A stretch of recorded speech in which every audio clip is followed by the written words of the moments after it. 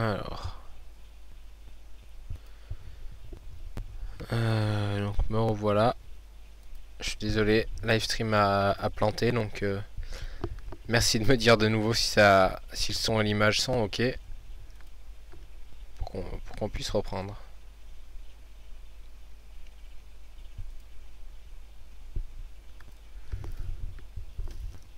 Donc, hop. Où c'est que j'en étais? Donc oui, je disais Bouygues. Bouygues, oui, rien d'intéressant. La semaine dernière, on était dans le creux. On voit que c'est monté, mais bon, la configuration en elle-même n'est pas très jolie, donc on va pas s'embêter avec ça. Nous, ce qu'on cherche, c'est de la configuration qui nous plaît, qui est simple, qui est lisible. Et à partir de là,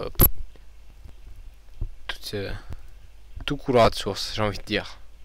J'aime quand le trading est simple. Que j'ai tort ou que j'ai raison, tant que c'est simple, tout va bien. C'est que je suis sur la bonne voie. Alors, EDF. EDF. Donc on voit que j'avais tracé des flèches avec le range, etc. Donc au final, ça cassait pile au niveau de ma flèche, c'est assez amusant. On voit que c'est assez chanceux, mais bon. C'est vraiment nickel. C'est vrai que c'est pile à l'endroit où c'est que j'ai tracé mes flèches, ça a cassé le petit canal. Enfin le petit range, je veux dire. Donc tac. C'était le 5 septembre, donc quelques jours après. Oui, d'accord. Alors, on a fait le live précédent. On n'était pas ici, la précédente émission. Donc entre temps, ça fait ça. Et boum, d'un coup ça a pété. Et c'est monté. C'est Capgemini, pardon, j'ai dit EDF je crois tout à l'heure. C'est Capgemini. Donc Capgemini, ouais, on peut voir que c'est pas mal. C'est bien monté. Ça a bien suivi ce que je voulais que ça suive. La tendance en hebdomadaire, toujours haussière. On fait même de nouveaux plus hauts cette semaine. C'est vraiment excellent. C'est une action recommandée, j'ai envie de dire. Sinon, si vos proches vous demandent des conseils, voilà, dites-leur d'acheter du Capgemini, c'est solide, ça monte bien.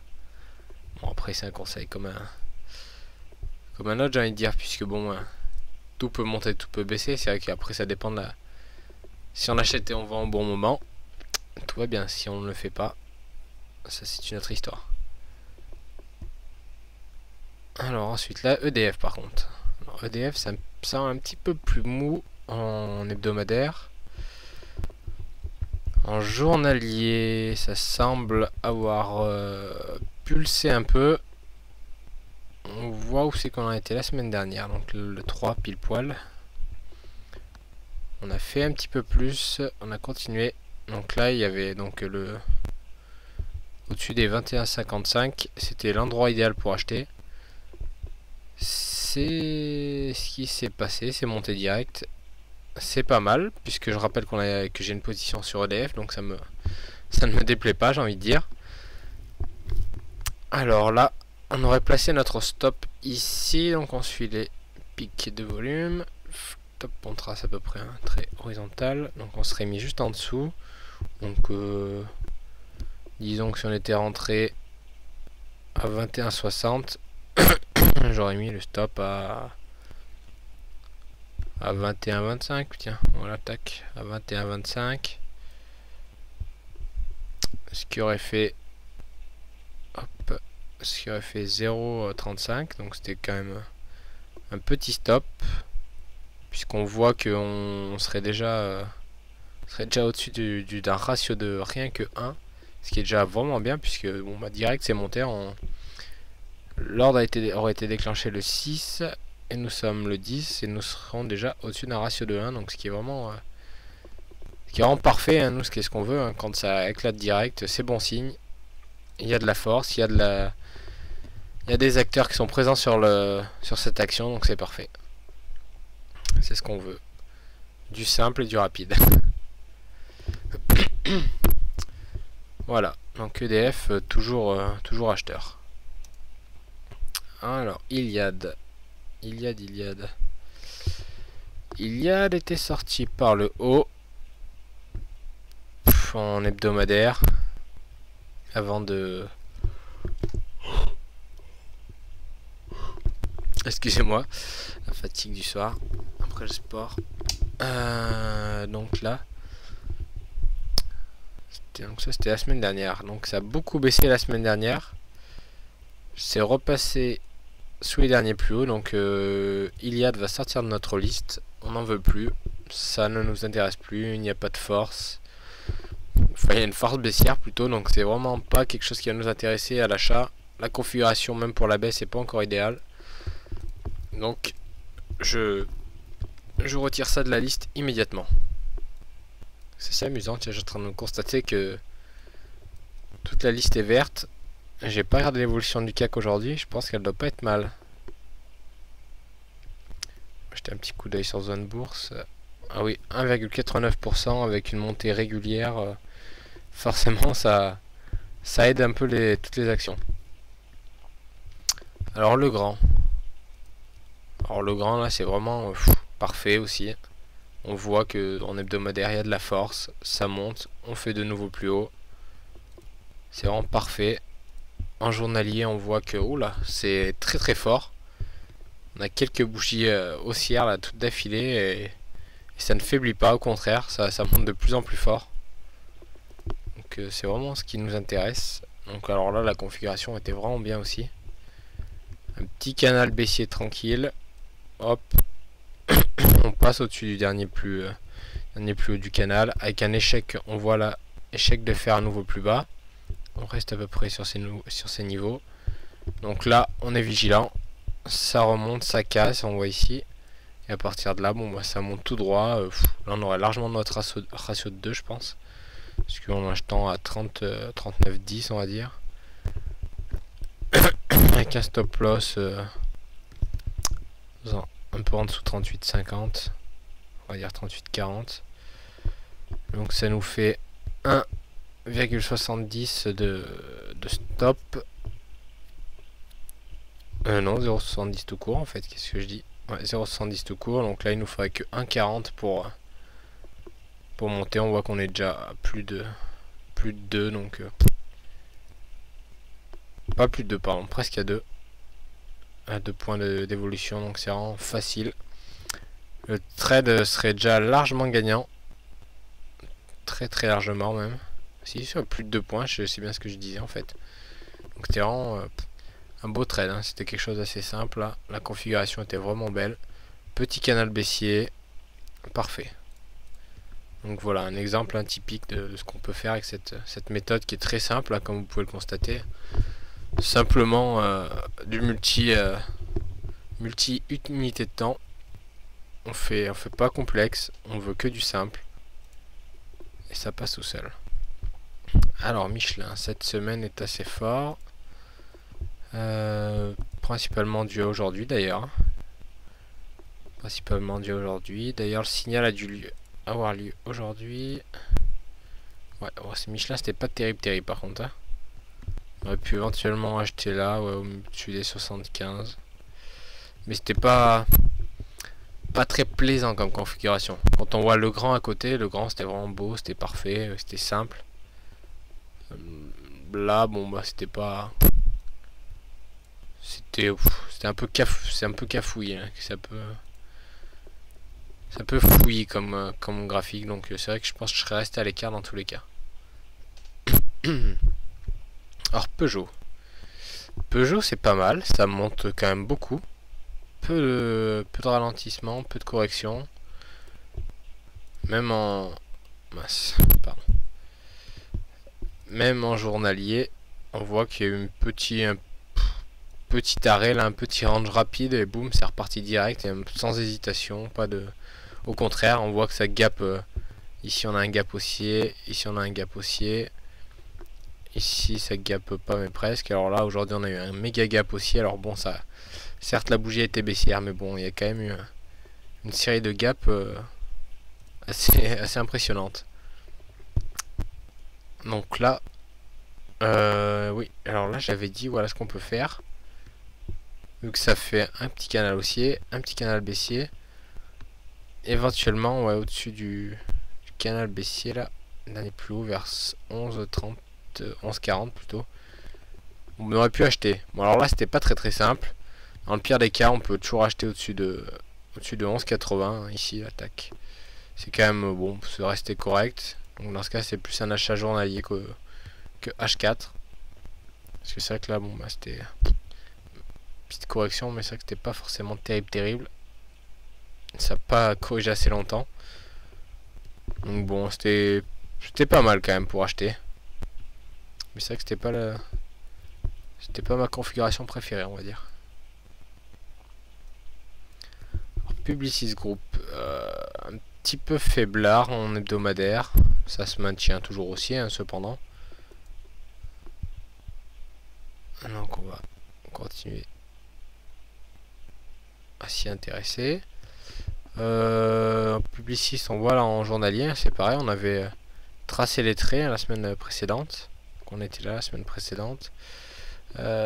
Ça s'est monté, c'est très bien monté. Ça a été, le signal aurait été parfait là. Hein. On sort du canal, on corrige rapidement ici. Mince. On corrige rapidement. Enfin, on consolide, hein, on va dire plutôt, dans cette petite région là. Ça, on fait un petit carré là. En journalier, c'était vraiment pas mal du coup. Enfin, je pense qu'en H4, c'était d'ailleurs bien mieux. Ouais, on va jeter un petit coup d'œil.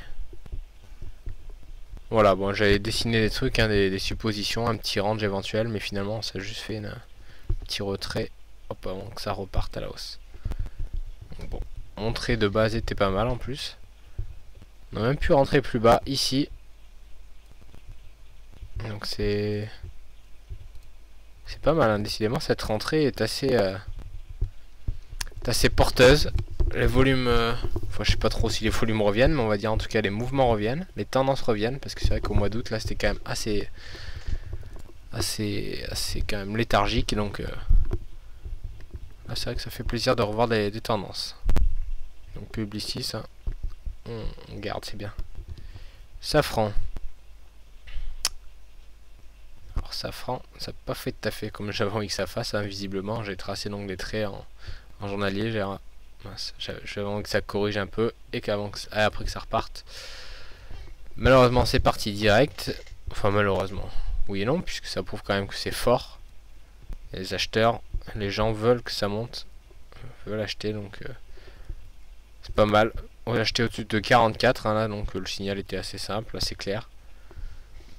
Là pour l'instant on a clôturé à 44,18. C'est limite si on pourrait pas l'acheter. Le stop est assez loin quand même. C'est vrai que le stop est assez loin, c'est ce qui me gêne dans cette configuration. Donc on va pas toucher. On va rester à l'écart pour celle-là.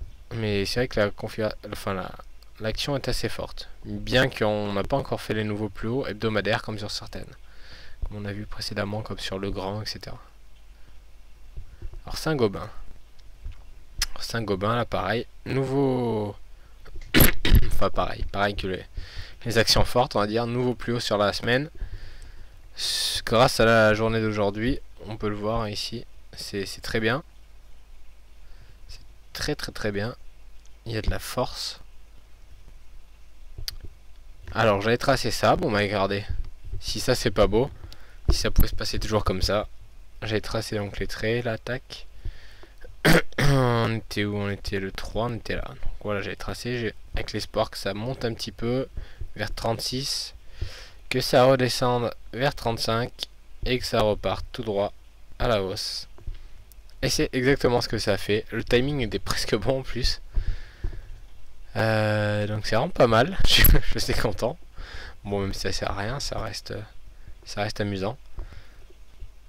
Donc on voit que c'est bien monté.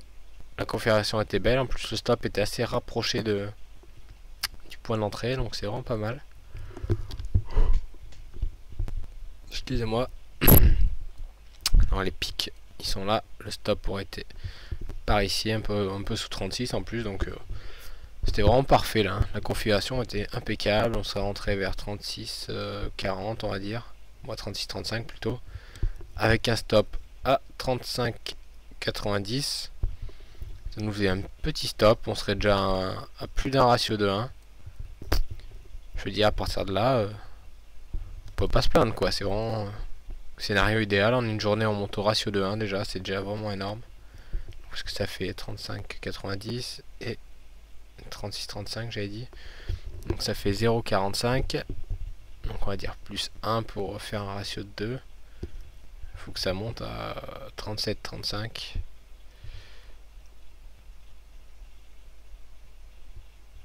Encore, encore et encore. Un petit peu moins donc puisque ça fait que 0,45. Ça fait que 90, donc on enlève 10 à 35, ça fait 25. On n'était pas loin du ratio de 2 aujourd'hui. En un coup, là, on aurait presque atteint le ratio de 2, ce qui aurait été, j'ai envie de dire, parfait. Dans cette configuration, je pense que là, je me serais mis au break-even pour assurer les gains, en fait, hein, parce que bon, vu comme c'est déjà bien monté, ce serait dommage de perdre. Donc voilà. Saint-Gobain, très bonne action, très vive. Alors Sanofi on est en tendance baissière. On le voit en hebdomadaire, la tendance est bien baissière. On corrige un petit peu en journalier, enfin on essaye en tout cas, on stagne plutôt qu'autre chose. Donc là, peut-être qu'en 4 heures, même en 4 heures, on essaye de stagner. Donc là, rien à faire pour l'instant, on va éventuellement ça va faire ça. Peut-être monter un poil plus haut. Je sais pas, je vois pas trop que ça remonte beaucoup plus haut, ça va stagner et après ça va repartir à la baisse. On verra bien. Voilà, les flèches sont tracées, on verra la semaine prochaine. Donc Sanofi pour l'instant on reste à l'écart, hein. Rien de bien particulier. Alors Suez. Suez, c'était bien monté la semaine dernière. Cette semaine ça monte encore plus fort. C'est vraiment bien, je trouve ça pas mal. La configuration est belle, on voit, on avait fait un petit range tout simple, tout sympathique, tac. Encore une fois, le trading pour moi, ça doit être simple, faut que ça soit clair. J'ai pas envie d'aller me casser la tête à essayer de lire des graphiques ultra complexes. Si c'est pas clair, bon bah je passe. Avec le nombre de marchés, de produits qu'on a, je pense que il y a toujours moyen de trouver un produit qui sera clair, qui sera en tendance, qui aura la configuration que je recherche et dont je pourrais profiter. Donc là on voit hein, la semaine dernière le 3. Ok. Le 3 ça aurait été pas mal hein, pour acheter à la fin, à clôture. Bon malheureusement j'étais pas attentif hein, donc je ne l'ai pas fait. C'est vraiment dommage. Que c'est bien monté. Et alors soit on aurait notre ratio de 2 déjà, soit on en serait vraiment pas loin. Alors Total. Total. Alors Total c'est assez particulier quand on regarde quand même le graphique hebdomadaire. Puisqu'on fait que des bougies vertes, certes, mais là ça fait 3 semaines qu'on est sur les mêmes niveaux. J'ai même envie de dire que ça compresse. Alors à partir de là, ça peut être pas mal puisqu'on peut poursuivre éventuellement la tendance à la hausse. Donc là personne ne se plaindrait puisque ça partirait assez fort. Et si ça compresse surtout, ça nous permettrait d'acheter avec un stop loss assez serré. Donc ce serait pas mal. Donc là bon bah Total pour l'instant rien de transcendant comme on le voit à 4 heures. On va plutôt se contenter d'attendre. Alors Valeo. Valeo, on a une position sur Valeo toujours, hein, depuis un petit moment maintenant. On voit que Valeo fait des nouveaux plus hauts encore cette semaine. C'est vraiment bien. Valeo, franchement, depuis 2013, il cartonne. Ils ont fait que de la hausse, hein, quasiment. En 2013, je sais pas combien ils ont pris, mais c'est assez énorme. Parce que l'ouverture était par là. L'ouverture était à... Ouverture. 36,88. Et on est à 62,93. Imaginez un peu. On a doublé en moins d'un an, quoi. C'est vraiment une très belle affaire hein, cette année, dis donc. Ils sont vraiment en forme. C'est vraiment pas mal. En plus, on voit en daily que c'est quand même assez simple à traiter. J'ai envie de dire, c'est presque cadeau, quoi. Regardez, j'ai tracé les traits la semaine d'avant. Alors que j'avais même pas encore tous les... Enfin, si j'avais les niveaux, pardon. J'ai les niveaux, mais enfin bon, vous voyez, on casse rapidement. La séance du lendemain, Je dis voilà, ça va corriger ici certainement et puis ça va repartir. Voilà, c'est exactement ce qui se passe. On voit, on corrige un petit peu, boum, et là on repart. J'arrête de dire, là on a un ratio de 2 depuis un bout de temps déjà. C'est assez exceptionnel. C'est vraiment une action, vraiment une très très bonne action cette année. Hein. C'est vrai. Voilà, on a un ratio de 2, là on a même. On pourrait presque avoir un ratio de 3 en mettant un stop plus serré, quoi. Je veux dire, en 3 fois, en moins d'une semaine, quoi. Ça part direct. C'est vraiment une très bonne action. Je suis bien content d'avoir encore des restes de position dessus. C'est quand même c'est agréable quand l'action comme ça monte toute seule. sans qu'on ait besoin de surveiller, qu'on soit inquiet, se dire mince, ça corrige fort, etc. Là, ça corrige vraiment un tout petit peu. Et ça monte, et ça monte, et ça monte. Sans répit. Alors, Valwak. Valwak a fait son entrée il n'y a pas longtemps dans notre liste. Et bah, pour l'instant, c'est très satisfaisant, comme on peut voir. Hein, cette semaine, cette semaine, c'est sacrément fort. On voit deux gaps haussiers de suite avec aujourd'hui une séance absolument magnifique. Une énorme bougie verte. C'est assez incroyable. On prend 2 points. Je sais pas combien ça fait en pourcent. Là, ils vont marquer. Ah oui, l'action a monté de 4,71%. C'est énorme. C'est énorme, énorme. On voit la semaine dernière, donc je disais voilà, il y aura un range, etc. J'ai anticipé un range bien plus long. Finalement, bah, il y a eu un gap de sortie à la hausse. Alors là, est-ce que j'aurais acheté, est-ce que j'aurais attendu un retracement bon, l'écart n'était pas si gros que ça. Je pense que j'aurais acheté. Bon, voilà, on aurait déjà notre ratio de 2 aussi. Hein, je veux dire, c'est monté à toute allure. C'est rien à dire. Très belle hausse.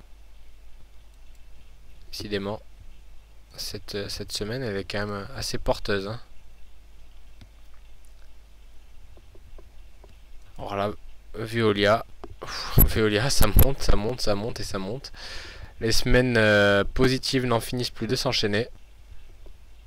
On voit encore cette semaine que ça monte. Alors par contre, ce qui me déplaît un petit peu, c'est qu'il y a quand même beaucoup de mèches, hein, on peut le voir. Donc là, une mèche là, une grosse mèche là, une plus petite ici, une grosse ici, une grosse là encore, c'est de cette semaine, et une petite en dessous. Autant la petite en dessous ne me gêne pas, puisque ça peut être une correction de début ou de fin de semaine, peu importe. Plutôt au début d'ailleurs, dans le cas présent.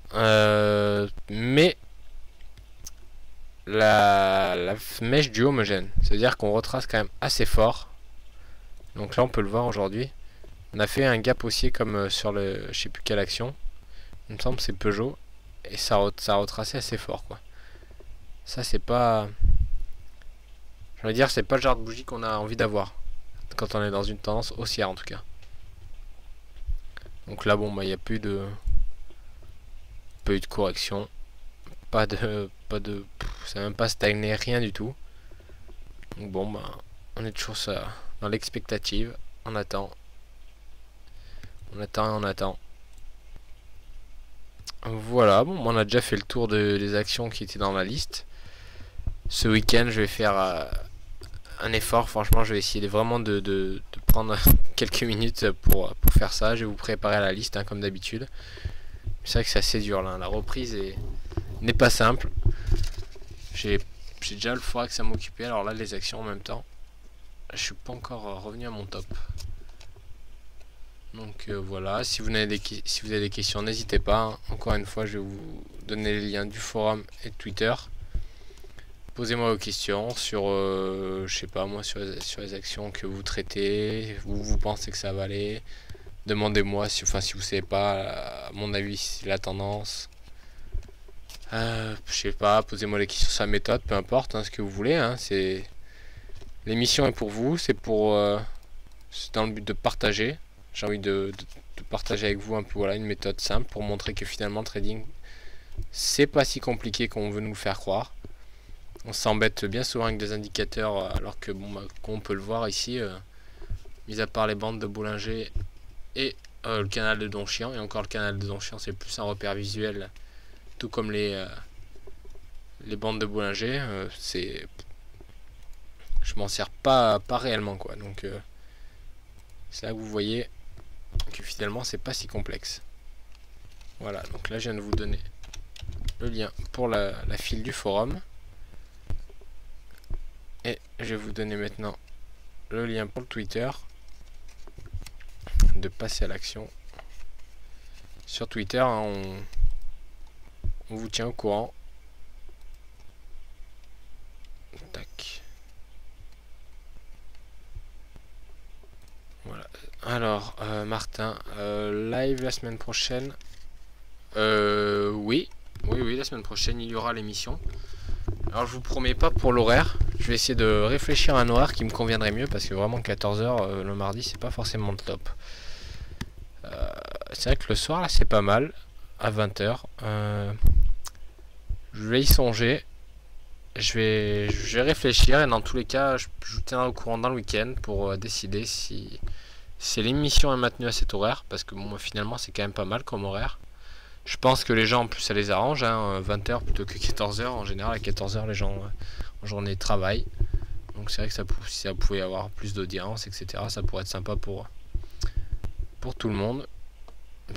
Ça permettrait, moi, de faire un truc un peu plus diversifié, on va dire, à répondre plus de questions, à répondre à vos interrogations, puisqu'au final, je veux dire, moi, j'ai pas particulièrement d'interrogation pour ma propre méthode. J'essaye de réfléchir à ce que vous pourriez avoir, mais c'est vrai que c'est pas toujours simple de se mettre à la place des autres. Donc Martin, ouais, tu dis c'est mieux, tu préfères toi le soir, donc à 20h. Donc je prends bonne note alors dans ce cas de ta remarque. Et je pense que donc du coup la prochaine séance, ça sera à 20h. Mais je tiendrai au courant donc sur Twitter et sur le forum, puisque là c'est quand même un changement assez majeur, donc je le marquerai aussi sur le forum. Il faudra aussi changer la bannière, hein, je vais rester avec Fabien le moment venu si je choisis de le faire. Donc voilà, si vous avez des questions, des remarques, des suggestions, peu importe, n'hésitez pas, Twitter et le forum. Je suis à votre disposition, on va dire, dans la limite du possible. Voilà, donc je vous souhaite une bonne soirée à tous et surtout de bons trades.